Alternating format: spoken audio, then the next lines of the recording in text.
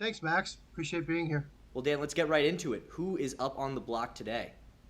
Today, we have a wonderful little morsel for you. A stock called ticker symbol Ehang Technologies. They are purportedly a leader in innovative eVTOL, electronic vehicle takeoff and landing technology. They have a fully autonomous, so they say, vehicle that they are bringing to market. They'll be the first one to do this with cutting edge intellectual property and technology that is stored in China. They are the first that I know of listed company on the exchange, with many, many more large competitors to join them soon. Let's talk a little bit about the space because I think it's important to understand, what type of company we're dealing with here. You're not saying that the space is one that needs to be shorted. It's specifically this company within the space. You actually have a pretty bullish view on the eVTOL companies. Yeah, the eVTOL space is going to be huge. You have very large players in there. Boeing, United just signed with Archer to have 200 delivered in the next few years. General Motors is in there with Cadillac. You've got Joby, who just merged with Uber Elevate. They're a very big number of large players that are coming to market within the next few months, actually. And we're very bullish on some of them, in spite of the fact that, some of them are going to be SPACs. I guess not all SPACs are bad, but this space is going to be huge. The problem is when you look at Ehang, who rushed to market, and I understand why they did now, because they're basically a stock promote with largely fabricated sales. They have one customer that we could find who's also a distributor, also a competitor, by the name of Shanghai Kongshin. So we've looked at this customer inside and out, recorded phone calls, on-site visits, interviews with their finance manager, and we basically come to the conclusion that these contracts that Ehang has purportedly signed with Kongshin are shams, in that this benefits both parties. Kongshin has an investment pre-IPO into $16 million investment, undisclosed. That investment today, just by the stock price valuation, is worth $50 million. When we go to talk to Kongshin's finance manager, who is the only employee we could find, first of all, backing up into this, trying to find Kongshin was not easy. They had 3 listed addresses. One of them was a hotel, which was not Kongshin. One of them was a building, and they reported they were on the 13th floor of an 11-story building. By the time we actually did find them, we found one employee there, their finance manager, who did nothing but complain about what a terrible product has in their EH216. He said, what we found, and we already knew, that it basically can fly for 10 minutes. It's got 30 minutes of battery life by the time you're landing and you're taking off. They had a competing product they said they'd sell us for the same price, and it flies for 4 hours. And we don't want the EH216. And this is their sole distributor, right? And their biggest customer that supposedly bought 128 or has a contract for 128 units of the EH216. Speaking of those contracts, the first contract they signed with was what really got our attention. So in February 2019, prior to their IPO, Kongshin supposedly signed a contract for 3 units for a total of 450 million RMB. Now these things sell for about 1.5 million RMB. So they're paying 100 times more for these 3 units.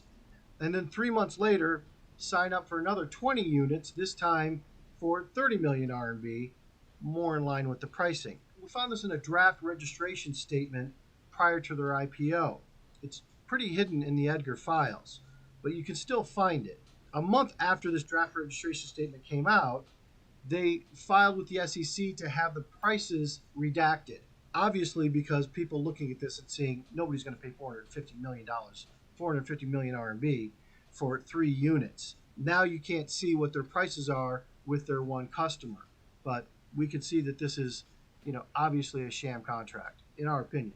Prior to Shanghai Kongshin signing or inking this $450 million RMB contract with Ehang, they had just been incorporated 9 days earlier with 10 million RMB in registered capital. How do they plan on fulfilling this contract at all when they're a 9-day-old company with 10 million in registered capital. They signed $450 million million R&B contract with EH for 3 units, and then further a few months down the road signed another 30 million R&B contract for another 20 units when they only have 10 million in registered capital. It is so dense with so many issues. It's one of the worst stock promotes I've seen even out of China in 10 years. Yeah, and that contract had some interesting timing when it came in too. It was right before the IPO.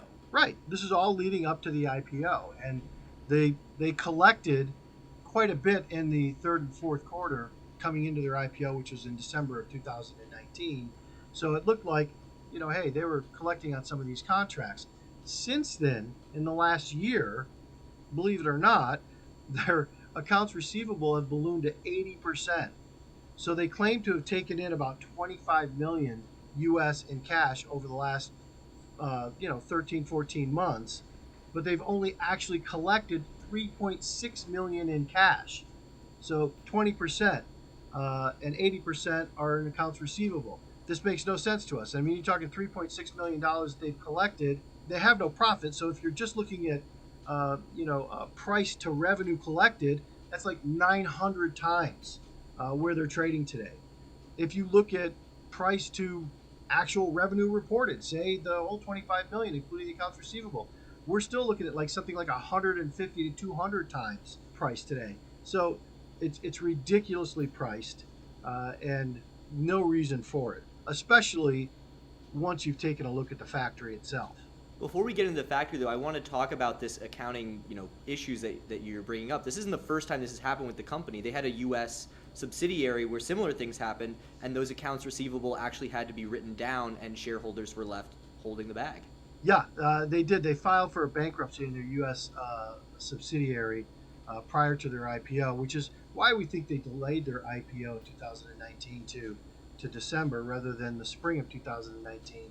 And lo and behold, they were able to collect almost nothing on their accounts receivable for that bankruptcy and left the investors with $8.13 in the bank account, literally, to split among them. We see this looking like the same thing. Yeah, and is this a common tactic that people use to inflate revenues, where they put the revenue out there but they don't actually collect it, and in the time before it's collected, investors get optimistic about that potential? It's a very common tactic in fraudulent accounting and in a fraudulent company. That's what I found. I mean, look, you see aging accounts receivable, that's one thing. You see accounts receivable that are aging a year and you're only collecting 20%, which looks a lot like the model that what took you bankrupt in your U.S. consumer drone business the year prior. Yeah, it looks like a pattern to us, especially when we look at the company inside and out. It's just not feasible. And talking to experts about Ehang itself, the motors in this product are hobby motors. They are not high tech technique motors or technical motors that you would expect to be in something that's going to carry passengers autonomously. It doesn't pass the sniff test for any of the experts we spoke to. One, Mark Moore, who was willing to go on the record, worked for NASA for 32 years, and most recently Uber Elevate, and evaluated the EH216 himself and said he didn't find the product to be worthy of carrying passengers, very dangerous. You look at it just from an eyeball level, and the propellers are like basically at your thigh or your waist walking in. You got 16 propellers surrounding this capsule, and you have to walk through those unguarded to get in or out of this. I mean, you get any kind of false start, or God forbid you're in the air and one of these propellers flies off. It's just a matter of not if, but when. Where's that going to go? It felt like it's very dangerous, and none of the other EVs that we looked at had any kind of design like this. Talking about the significance of a company like Uber Elevate and their evaluation of this, but from a commercial perspective, a company like Uber and their plans to get into urban aerial mobility seems to be extremely important to the commercial prospects of a product like Ehang's. Uber Elevate spent $500 million just last year investing in this space, and you compare that to Ehang, and Ehang has an R&D a budget of about $10 million. So they've got a completely inferior product here. It's basically just a drone with a couple of seats in it, with no R&D budget to compete with Joby, Volocopter, uh, Bell, Archer, any of these companies. They just happen to make it to market first, and they're the EV play for anybody wanting to be in this space right now. And they've really played on that with 48 press releases in 13 months. 48 press releases. There's like no event that they don't make a big deal out of. Quite frankly, we think they've misled investors about their FAA approvals, which they have none of, or any approvals in Europe, which they have none of. Anything they have gotten are approvals for test flights in common corridors where everybody, submitting the application fee can go fly your drone. This thing, is not unlike a drone that weighs 5 pounds or 50 pounds. It just so happens it weighs like 1,000 pounds, but it's a drone. I don't see it ever carrying passengers in a commercial way. And talk to me a little bit more about those press releases. It's one thing to put out a lot of press releases if you do have something to talk about, but you've indicated that some of them actually seem misleading. They've had big launches where it almost looks like they're in a NASA launch center, and things don't quite add up when you dig a little bit deeper. They're absolutely fantastic at putting out videos of their flying drone, but when you really look into it, and especially their so-called launch center, it's a complete joke. I mean, you walk in and it looks like a NASA launch center. They've got maybe 20 people sitting in front of computers with these huge NASA-like screens. Let's, forget about the fact that, what NASA did 30 or 40 years ago with those huge screens you can do with your iPhone today. It's all for show. The 20 people sitting there looking like they are NASA engineers are looking at a home screen on their computer. They're not doing anything.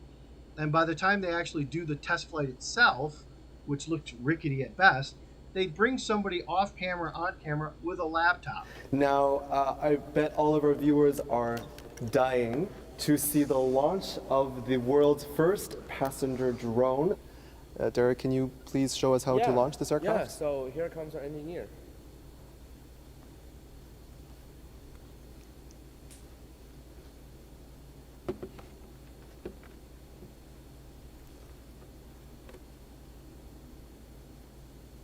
Our Ehang engineer hard at work, preparing the launching of the 184. Now you have all this commercial equipment that looks like you've got this big launch center, and you got some dude that walks in with a laptop and just kind of takes the drone off the ground at their R&D center, and there's nobody in the drone. They fly it around for a little bit, they set it back down, but this launch center it's a complete facade in my opinion. It's not unlike what we've seen in China for the last 10 years, right? I mean, do they make drones? Yes, they do. They have some. And by make, I don't necessarily mean manufacture from the ground up. From what we saw in their factory, they're simply assembling parts like a kit car kind of a thing. So they have drones. They have maybe 20 of them at their factory just sitting there, and other places that they can show people. The same thing I could say about CBEH, China Integrated Energy, for those of you who have ever seen the China Hustle. I mean, yes, this was an energy company. Yes, it had smokestacks, and yes, it had offices, but it had no employees and it wasn't operating until investors wanted to show up. And then you could see us filming them for several days. Smoke starts coming out of the smokestacks, lights turn on, a bunch of employees show up, busloads of investors get dropped off, everybody puts on a very nice show. As soon as they get on the bus and leave, everything gets turned off. That's what appears to be happening here with EH. Walking into their factory, you can consider this for a moment. Their main factory in Guangzhou had one security guard at the front.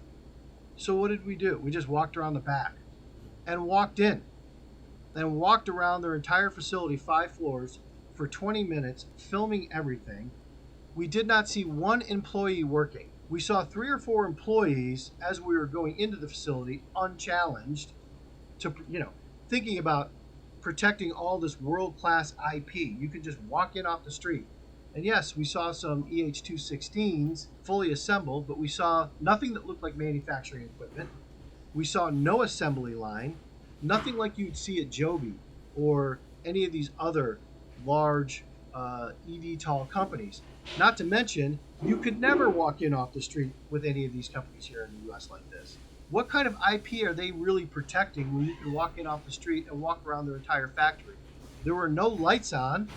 Like, I mean, I get it. I mean, if you're only going to pull in 3.6 million in cash last year, you got to be careful about the light bill.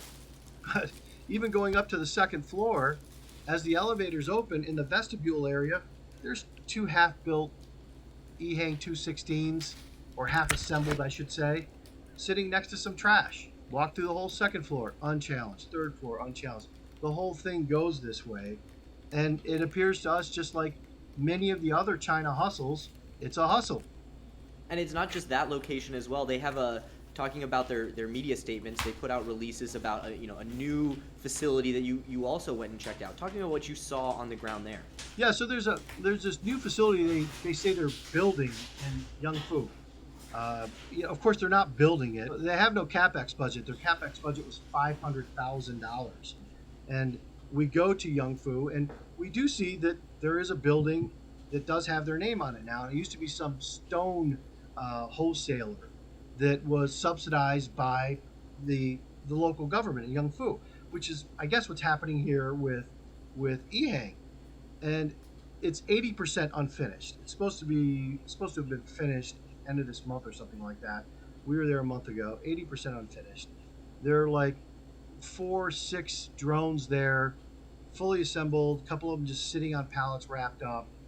There's not even a wrench there as far as being a manufacturing facility. There is nothing. Now I'm saying in their main manufacturing facility in Guangzhou, they don't have an assembly line, they don't have advanced manufacturing equipment.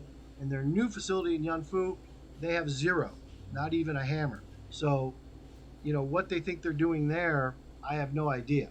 And you also went to the R&D facility, and what did you find there? Well, the R&D facility is in a dilapidated area. It was like an old circus 10 years ago. It does exist.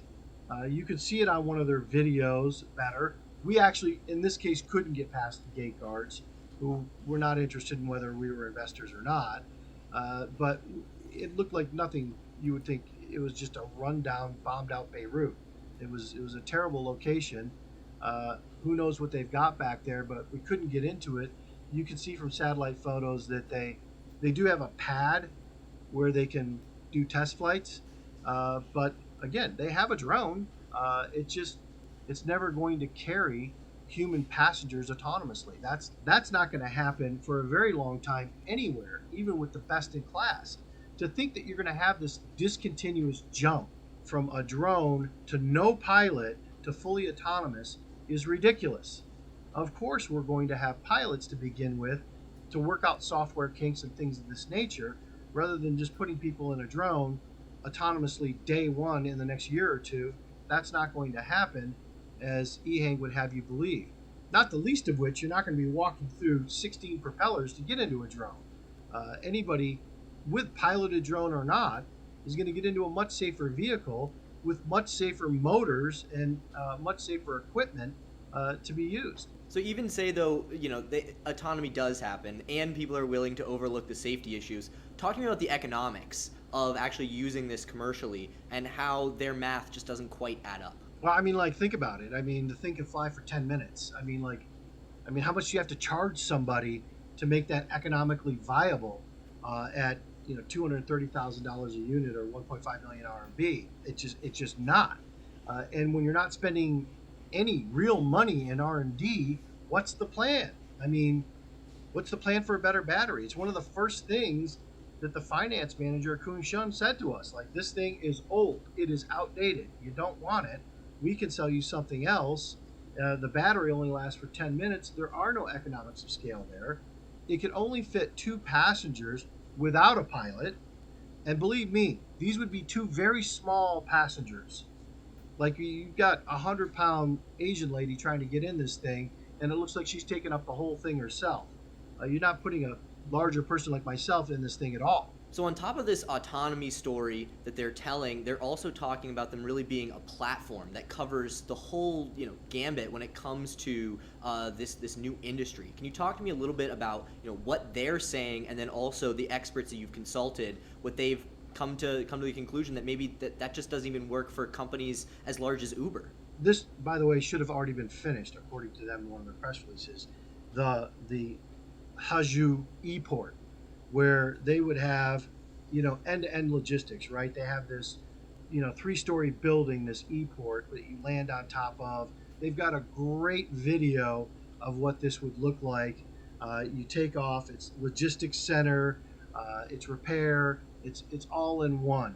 Uber Elevate looked at this and they're like, hey, this is going to cost, $5 to $10 billion. So we're better off doing this as a collaboration with people than taking it on ourselves. Now, Ehang's story is they built this already, right? In the press release, they said so we go to Haju, and there's nothing there.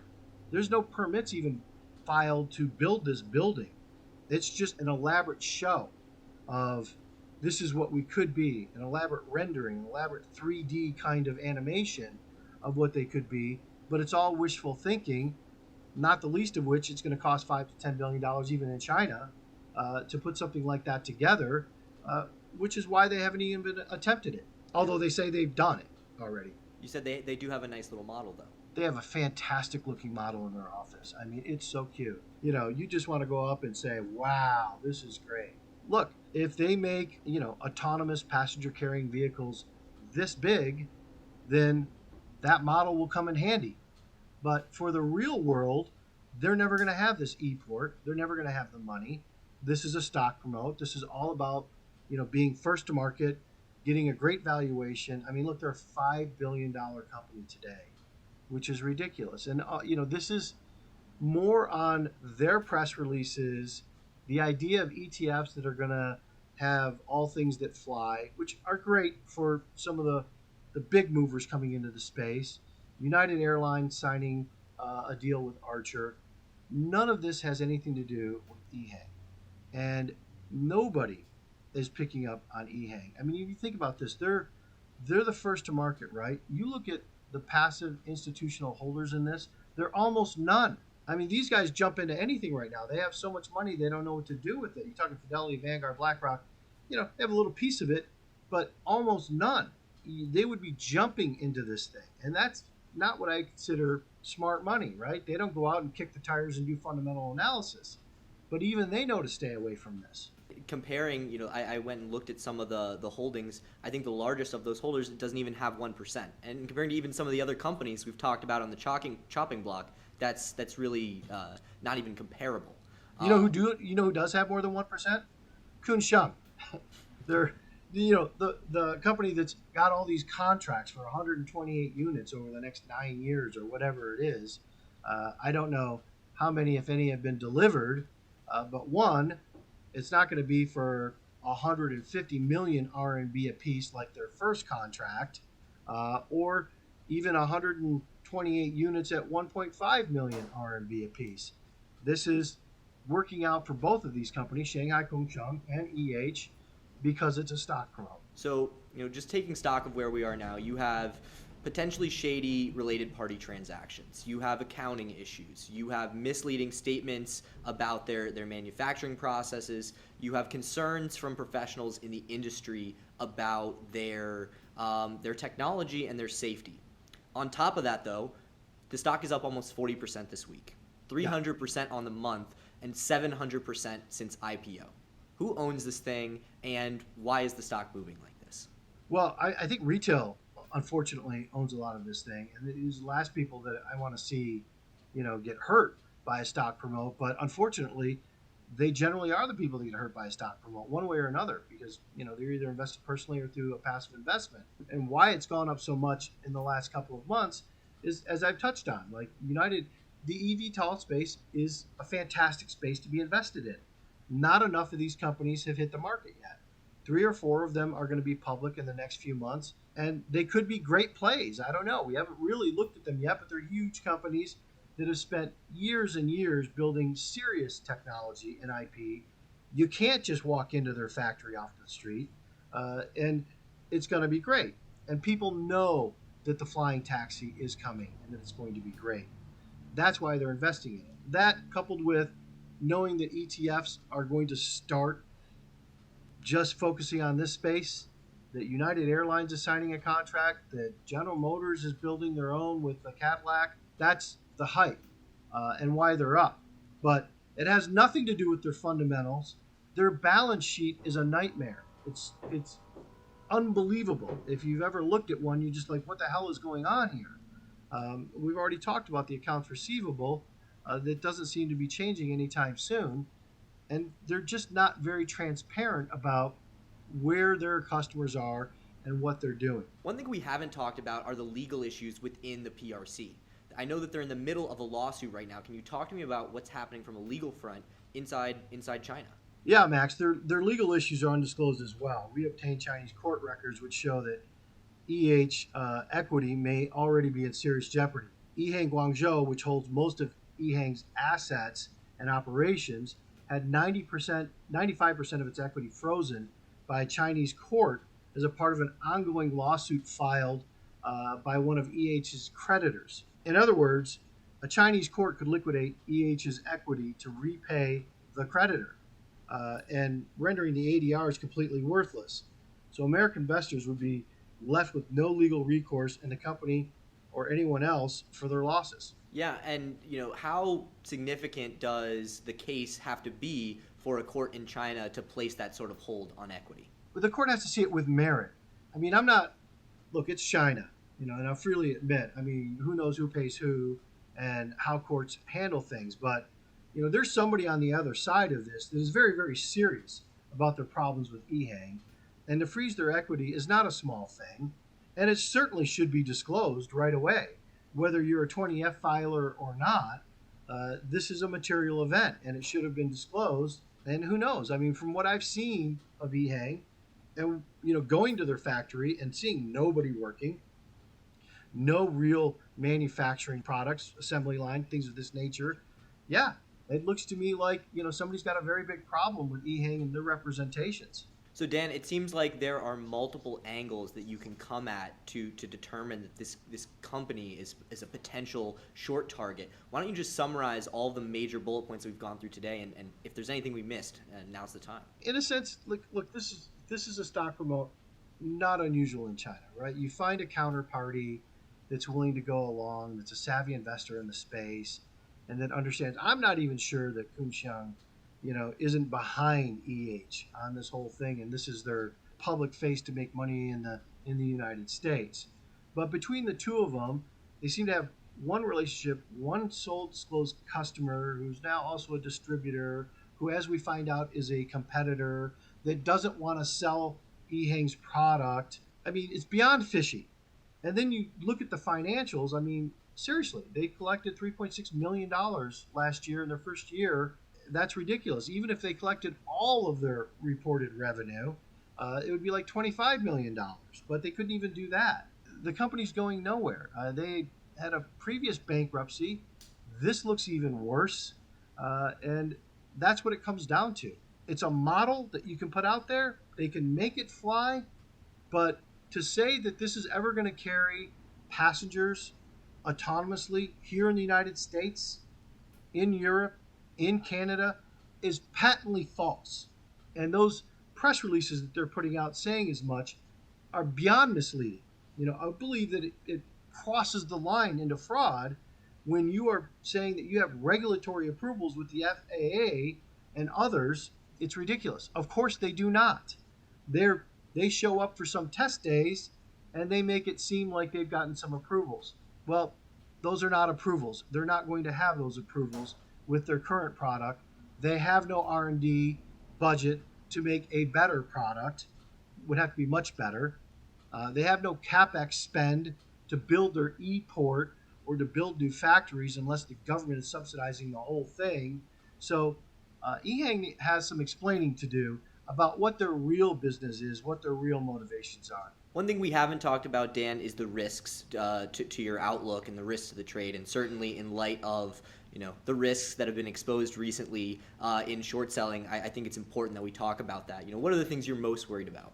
I'm most worried about people losing money. I'm going to be fine in this either way, right? So I can manage risk, and I know a lot more about what's going on with this company than anybody else seeing this video. I understand where this is going to end. It could go up. Like people could say, hey, here's an opportunity where, somebody comes out with a short and we can buy it up. But this is a very, very different thing than GameStop. GameStop was not a fraud. GameStop was not over exaggerating their business or their issues. They were, as a matter of fact, being completely honest about their issues. It's a very different kind of investment that you can get caught in. And the float is not quite as tight. When you talked about GameStop, you had all of these passive investors that were taking up most of the float and insiders holding 20% themselves. That's not the case here. So there's going to be a lot more free trading going on. A squeeze is not impossible, but it's going to be a lot harder, and you're not squeezing a company that is being honest with you. If that sits well with you, fine, have at it. We'll all be fine. But anybody left holding the bag with this is going to be like that same investor that bought GameStop at $400. Where is it today?